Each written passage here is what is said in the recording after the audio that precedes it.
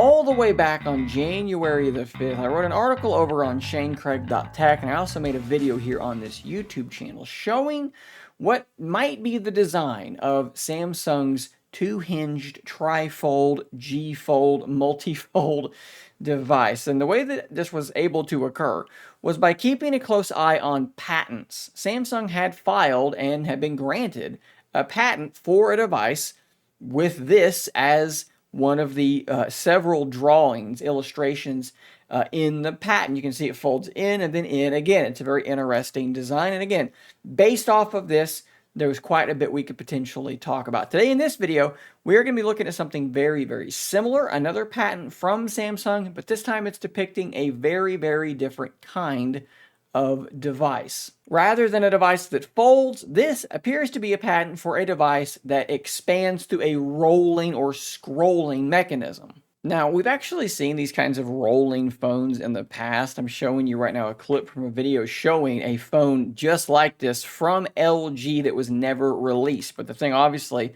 that's different here is that this phone rolls out horizontally. So maybe think of it as a distinction between a Z Flip and a Z Fold. This is a normal phone that gets a little bit bigger. What we're talking about today with this patent from Samsung is going to be a smaller device that gets taller. I actually took this illustration and I threw it at ChatGPT and asked it to make me an image, and this is what it came up with. So it would look something like this, but again, it would get taller. You can see where that seam is here at the top of this illustration. That's where it would actually expand, just like what you saw here in this video. This is still such a cool looking device. Such a bummer that this was never actually released, because that is absolutely awesome. And Samsung is apparently playing with something very, very similar, but obviously different. When it's in its more compact state, it will be much more pocketable. I think that that little kind of shorter display would be kind of interesting to use. I think for,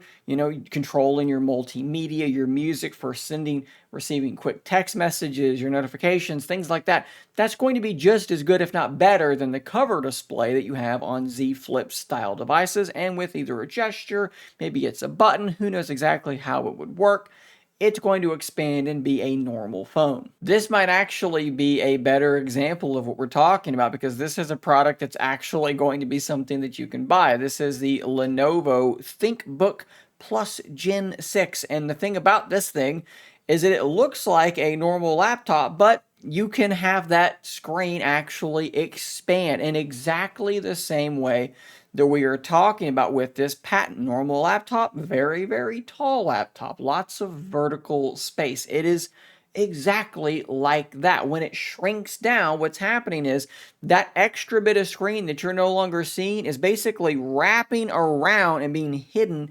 inside the display area. Now, one possible advantage of doing things this way rather than folding it over is that the entire body of the device doesn't really have to get much thinner, or really any thinner, than a normal phone. With a book-style folding phone, you can see how thin they are pushing to get. And the result of that is, whenever you fold the thing over, that folding screen is going to have to be pinched at quite a dramatic angle to make that work. Now, these OEMs are doing everything they can to make that bend a larger radius to make, one, the crease less noticeable. Take a piece of paper, bend it really tight, and then take another piece of paper and bend it kind of more open. Which one has a more distinct crease? It's fairly obvious, but it also is going to have an effect on the durability, the lifetime of that device. A tighter bend is going to put more strain on that screen. So this thing doesn't have to be as thin as a book-style folding phone, because it's not being folded over. This is basically the thickness of a normal phone,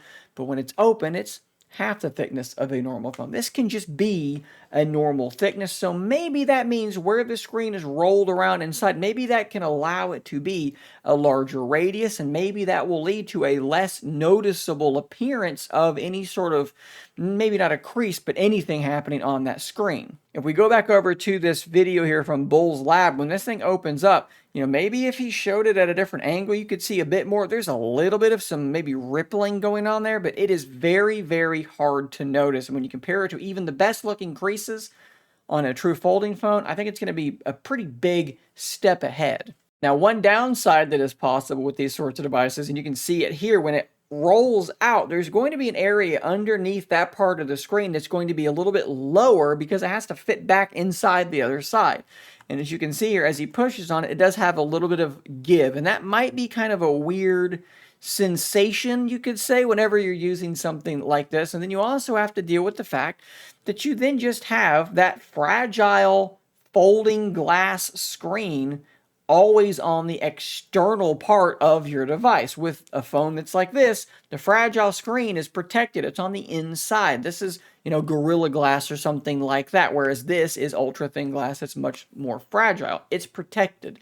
With this, it's always on the outside, coming in and out of your pocket. That's probably going to lead to some scratches, and I don't know how easy it will be to put a screen protector on that, because wherever that screen protector is, it's going to have to go inside the device, which is going to need more clearance, and maybe that extra clearance is going to affect water and dust resistance. You may not be able to use a screen protector at all. Now, if we actually look at the patent itself, which I linked to the file on this article, you can see that this was actually applied for all the way back in March of 2023. It's only just surfacing now because it was actually granted on April the 15th of this year, so just about 9 days ago.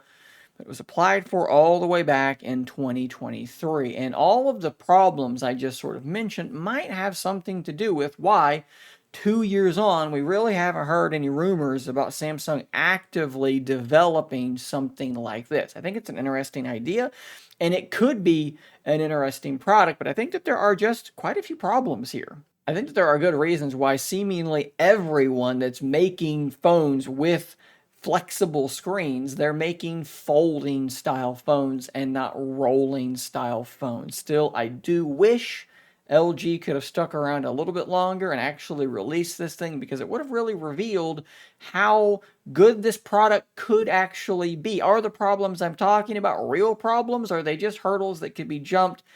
We may not know for a long time longer, because LG's not here to go be crazy and release the phone.